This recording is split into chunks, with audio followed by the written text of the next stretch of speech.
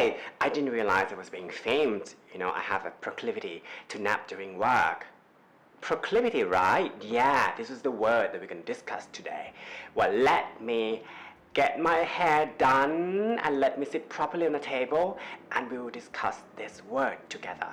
Okay? Welcome to Curating Words. My name is James and I'm your host. So, what is proclivity? Well, this word proclivity is the word that I discovered about 2 years ago. I was listening to this podcast where this author was talking about how people who has a proclivity towards neuroticism will have quite a hard time dating basically anyone. Can you guess the meaning of the word proclivity based on the example that I gave to you? Well, if you don't know yet, I can give you a bit of a clue. So this word has a synonym in the word propensity. Alright, if you don't know what the word propensity is as well, then I can tell you that these two words, proclivity and propensity, mean the same thing. They mean a natural tendency to behave a certain way, a natural inclination to behave or to perform a certain way. Examples of these words are a propensity to give advice, a proclivity for violence. He has a propensity to daydream. She displayed artistic proclivities at an early age. Neuroticism is a proclivity towards worry, anxiety, and emotional ups and downs. People have a propensity to sleep less as they get older. People have a proclivity to sleep less as they get older. These two words are basically almost the same, and they can be used interchangeably. You can use them to replace one another quite easily, just like that. Having said that, there are minor and subtle differences between the two of them. The difference number one is that the word propensity has this connotation that that person doesn't only have a tendency to behave a certain way, but also enjoy doing so. So, for example, if you say that someone has a propensity to smile, it would suggest that that person smiles a lot, but also enjoys doing it, right? But if you say that someone has a proclivity to smile, that person may tend to smile all the time, and some of the times they might not even enjoy doing it. For example, like I know this very well because I'm Thai, and as a Thai person, I know that in a Thai culture, people tend to smile when they feel awkward, when they can't answer the questions. I don't think that they like doing that, but it just comes out automatically because they have that proclivity or that natural tendency to do that. Difference number two is that the word proclivity tends to be used more in a negative context. So when I did research on this word, the things that came up quite a lot are quite dark and scary even.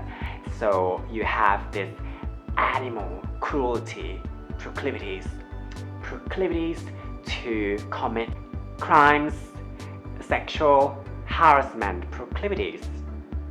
Whereas the word propensity tends to be used more in the all round context, whether it is negative, positive, or neutral.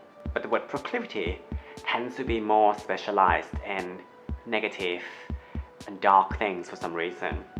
The difference number three is that the word proclivity tends to be describing things that are even more intrinsic than the word propensity. So previously I told you that these two words mean a natural tendency to behave a certain way. But the word proclivity is even more intrinsic than that.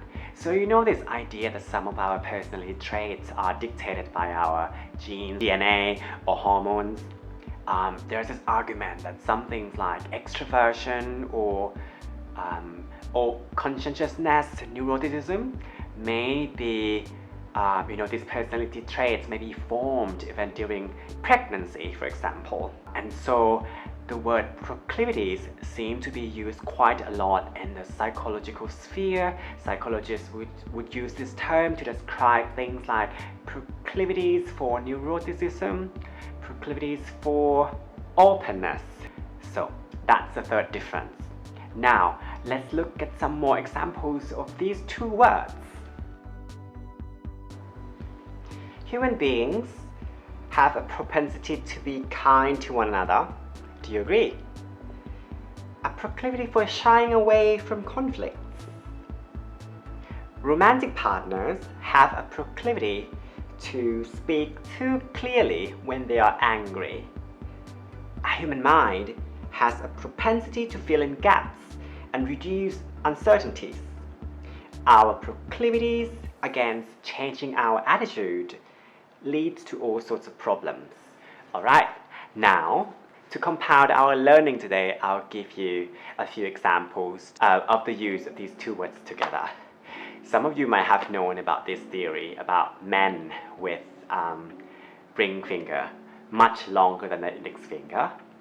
So there's this scientific finding that discovered that these men whose ring finger is much longer than index finger tend to be better in sports.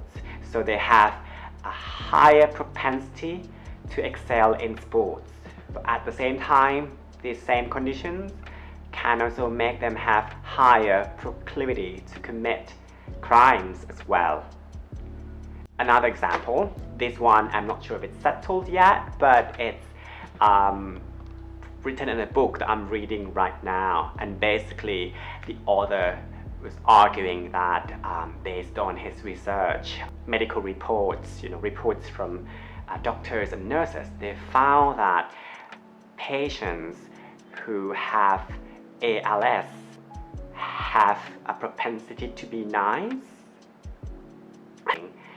So he argues that a proclivity to have ALS might be partly stemmed from a propensity to be nice, in the way that when you are nice to other people, then you repress something about you that could create this proclivity to have ALS. This is only an example that I want to give to you, so just listen to it with a pinch of salt. I hope you enjoy this episode, and if you like more content like this, please subscribe, like these videos, and click the bell button as well. Have a nice day. Bye.